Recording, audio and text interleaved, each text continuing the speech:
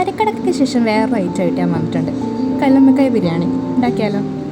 ഇവിടെ ഇപ്പോൾ കല്ലുമ്മക്കായ സീസണാണ്, അതുകൊണ്ടാണ്. ഒരു 6 അല്ലെങ്കിൽ 7 വലിയ ഉള്ളി കനം കുറച്ച് അരിഞ്ഞ് വെക്കണം. എന്നിട്ട് ആ ഉള്ളിയുടെ നേരെ പകുതി മാത്രം ഫ്രൈ ചെയ്തെടുക്കുക. ഞാൻ കുറച്ച് ഓയിലും കുറച്ച് ഗീയും രണ്ടും മിക്സ് ചെയ്തിട്ടാണ് ഫ്രൈ ചെയ്യുന്നത്. പിന്നെ സാധാരണ കല്ലുമ്മക്കായ ബിരിയാണിയിൽ തോടോടുകൂടെ വേവിച്ചതിന് ശേഷം അതിൻ്റെ ഫ്ലഷ് എടുത്ത് മാറ്റുക ചെയ്യാം. പക്ഷെ ഞാൻ ഈ കാണുന്ന മെത്തേഡിലാണ് ചെയ്യാറ്.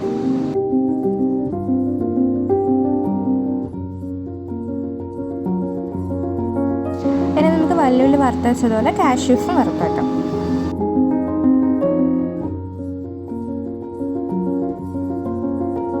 ഇത് നേരത്തെ വല്ലുള്ളി വറുത്ത ആ സെയിം എണ്ണ തന്നെയാണ്, അതിനകത്തോട്ട് തന്നെയാണ് കാഷ്യൂസും വറുക്കുന്നത്.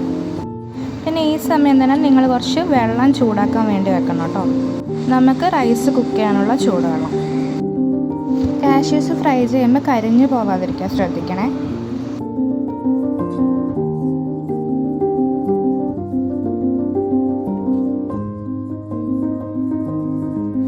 സോ നമ്മൾ വെള്ളം ഇപ്പം നന്നായിട്ട് ചൂടായിട്ടുണ്ട്.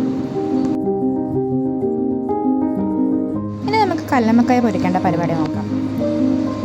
സാധാരണ ഫിഷൊക്കെ ഫ്രൈ ചെയ്യുന്ന സെയിം മസാല തന്നെ.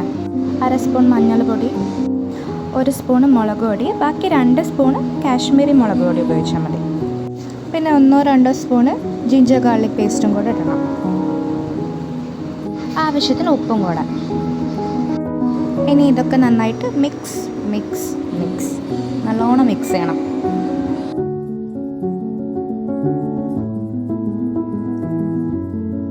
ഇനി നമുക്ക് അരി കഴുകിയിട്ട് അടുപ്പത്തിടാം.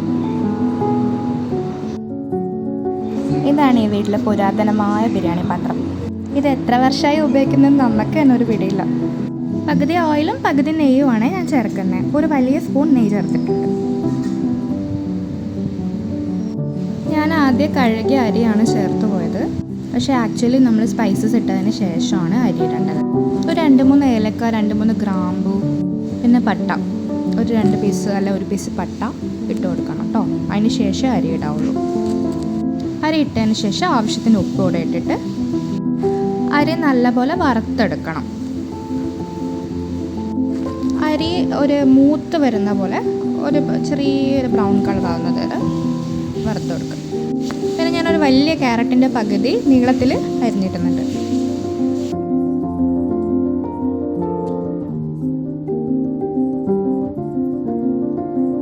അരി ചെറുതായിട്ടൊന്ന് റോസ്റ്റ് ആയതിനു ശേഷം നമ്മൾ തിളപ്പിച്ച വെള്ളം അതിലോട്ട് ഒഴിച്ചു കൊടുക്കണം. അരി മുങ്ങിക്കിടക്കുന്ന പരുവത്തിൽ വെള്ളം വേണം. വേണമെങ്കിൽ നിങ്ങൾക്ക് ഒരു പച്ചമുളക് കീറിയതും കൂടെ ഇട്ട് കൊടുക്കുക. അത് ഓപ്ഷണലാണ്, വേണമെങ്കിൽ ഇട്ടാൽ മതി. ഇനി നമുക്ക് കല്ലുമ്മക്കായ പൊരിക്കാം. പാൻ എടുക്കുക, ആവശ്യത്തിന് ഓയിൽ ഒഴിക്കാം.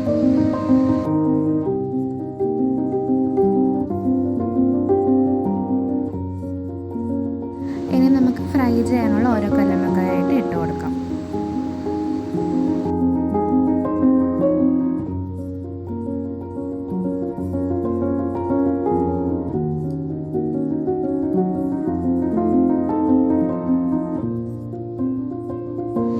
കല്ലുമ്മക്കായ ഭയങ്കരമായിട്ട് പൊട്ടിത്തെറിക്കുന്ന സാധനമാണ് കേട്ടോ. അതുകൊണ്ട് ഒന്ന് സൂക്ഷിച്ചൊക്കെ ഇട്ടാൽ മതി.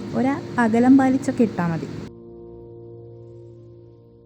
സ്ലോയിലിട്ടിട്ട് അടച്ച് വെക്കുകയാണെങ്കിൽ ഒരു പരിധി വരെ നമുക്ക് പൊട്ടിത്തെറിക്കൽ ഒഴിവാക്കാം.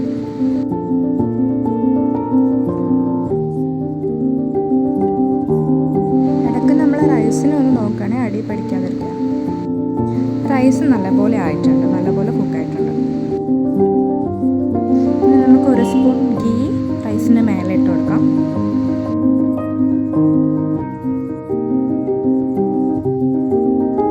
ഇനി നമ്മൾ നേരത്തെ ഫ്രൈ ചെയ്ത് മാറ്റി വെച്ച ഉള്ളിയില്ലേ, അതിൻ്റെ കുറച്ച് പകുതി മാത്രം എടുത്ത് ഇതിലോട്ടിടുക. ബാക്കി പകുതി മാറ്റി വെക്കണം, അത് നമുക്ക് ആവശ്യമുണ്ട്.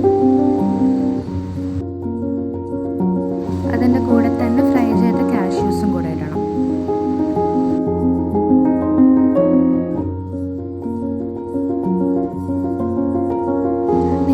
പൊടിച്ച് വെച്ചിരിക്കുന്ന ഗരം മസാല ഉണ്ടെങ്കിൽ അതുകൂടെ കുറച്ച് ഇതിൻ്റെ മേലെ ഇട്ട് കൊടുക്കാം.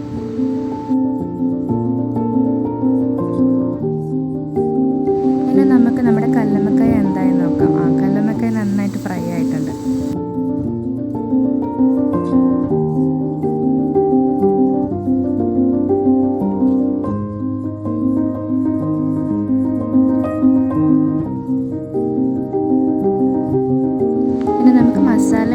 വെക്കാനുള്ള പാത്രം അടുപ്പത്ത് വെക്കാം. എന്നിട്ട് അതിലോട്ട് വെളിച്ചെണ്ണ ഒഴിച്ചു കൊടുക്കാം. നമ്മൾ ഇത്രയും നേരം കുക്ക് ചെയ്ത ഓയിലാണ്, ഇതിൽ വെളിച്ചെണ്ണയാണ് ഉപയോഗിക്കുന്നത്. ഇത് നമ്മൾ പകുതി ഉള്ളി മാത്രമേ ഫ്രൈ ചെയ്തിട്ടുണ്ടായിരുന്നുള്ളൂ, ബാക്കി പകുതി ഉള്ളിയുണ്ട്, അത് ഇതിലോട്ട് ഇട്ട് കൊടുക്കാം. കൂടെ തന്നെ കുറച്ച് ഉപ്പും കൂടെ ഇട്ടിട്ട് നന്നായിട്ട് സോട്ട് ചെയ്തെടുക്കാം.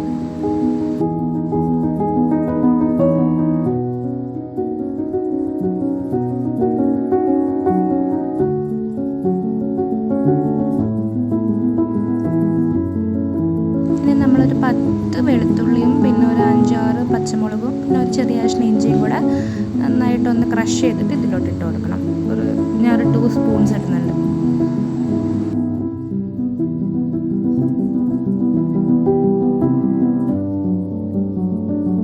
അതിൻ്റെ പച്ചക്കുത്തൊക്കെ ഒന്ന് മാറുന്ന സമയത്ത് കുറച്ച് മഞ്ഞൾപ്പൊടി ഇടണം.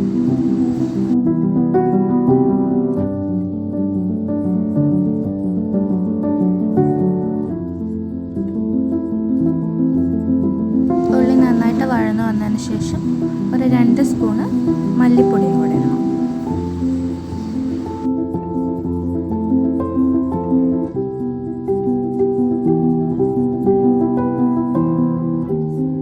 ഇനി ചെറിയ 2 സ്പൂൺ ഗരം മസാലയും കൂടെ ഇടണം. ഇതെൻ്റെ അമ്മ പൊടിച്ചു വെക്കുന്ന ഗരം മസാലയാണ് കേട്ടോ. ഞങ്ങൾ ചില സമയത്ത് ഈസ്റ്റേണിൻ്റെ ഉപയോഗിക്കാറുണ്ട്, അതും നല്ലതാണ്. ഇനി നമുക്കൊരു 4 തക്കാളി ചോപ്പ് ചെയ്തതും കൂടെ ഇടണം.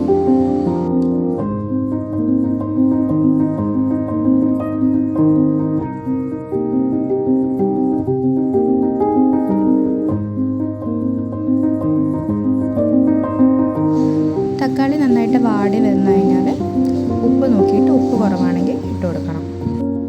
ഇനി നമുക്കൊരു ചെറിയ കപ്പ് തൈരും കൂടെ ആഡ് ചെയ്ത് കൊടുക്കാം.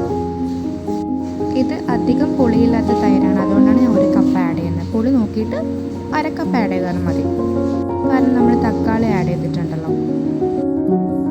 ഇനിയാണ് ടേസ്റ്റ് കൂട്ടുന്ന സാധനം. നമ്മൾ നേരത്തെ വറുത്ത് മാറ്റി വെച്ച ഉള്ളിയില്ലേ, അത് ഇതിലോട്ട് ഇട്ട് കൊടുക്കണം. ബാക്കിയുള്ളത് ഫുൾ ഇട്ട് കൊടുക്കണം. എന്നിട്ട് നന്നായിട്ട് ഇളക്കുക.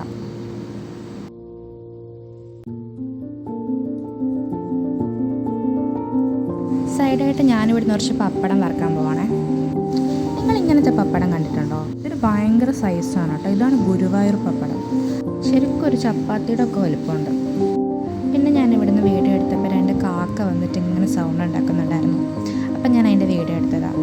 പിന്നെ എഡിറ്റ് ചെയ്യുമ്പോൾ നല്ലതാണെന്ന് തോന്നിയതുകൊണ്ട് അത് വെച്ചതാണ്. ഇതെൻ്റെ വീടിൻ്റെ പുറകു വശമാണ്. ഇനി നമുക്ക് മസാലയിലോട്ട് കല്ലുമ്മക്കായ ആഡ് ചെയ്ത് കൊടുക്കാം.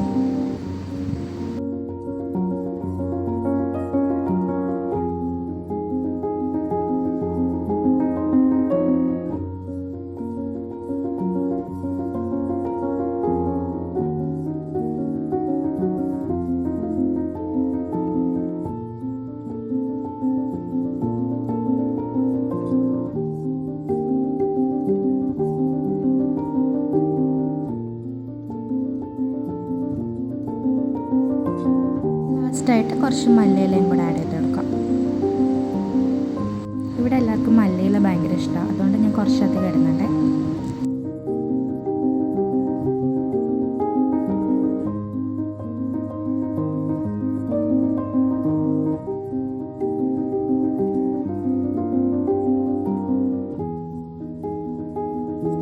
ഇതിൻ്റെ ഇടയിൽ കൂടെ ഞാൻ പോയി ഒരു സാലഡും കൂടി ഉണ്ടാക്കിയായിരുന്നു, കാണിച്ചു തരാം.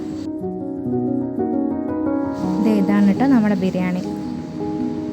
വീട്ടിൽ കല്ലുമ്മക്കായ കിട്ടുവാണെങ്കിൽ എന്തായാലും ഇത് ഉണ്ടാക്കി നോക്കണേ. അതുപോലെ എൻ്റെ ചാനൽ ഇഷ്ടപ്പെട്ടെന്ന് ഒന്ന് സബ്സ്ക്രൈബ് ചെയ്യണേ, കൂടെ ലൈക്കും കമൻറ്റും. എന്നാലും ഞാൻ പോയി കഴിച്ചിട്ട് വരട്ടെ. ബായ്.